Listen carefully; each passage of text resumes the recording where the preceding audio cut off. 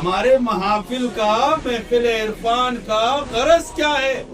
مقصد کیا ہے، ہم سمجھانا کیا چاہ رہے ہیں، وہ نقطہ کیا ہے جو نقطہ آغاز کائنات عالم ہے، جس کے لیے پوری کائنات بنائی گئی، اس کائنات کو سجایا گیا، وہ نقطہ جو ہے آقا دو جہاں محمد عربی صلی اللہ علیہ وسلم۔ آپ کے بغیر کائنات نہیں، آپ کے نور تجلی کے بغیر کائنات نہیں، آپ کے بغیر کائنات نہیں، تو آپ کے مد مقابل کو دعویٰ کر دے کر کائنات اس کو چھوڑیں گے؟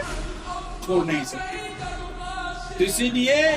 تحریک حزب اللہ کا جو منشور ہے، جو دستور ہے، جو طریقہ کار ہے، وہ طریقہ کار جو ہے وہ گرد گھوم رہا ہے گنبد خضرا کے، اسی کے گرد گھوم رہا ہے، اور آپ تمام کو تلقین کرتے چلے جاتے ہیں کہ بھئی چاکری اختیار کرو، غلامی اختیار کرو، فخر کرو محمد عربی صلی اللہ علیہ وسلم کے غلام بن کر۔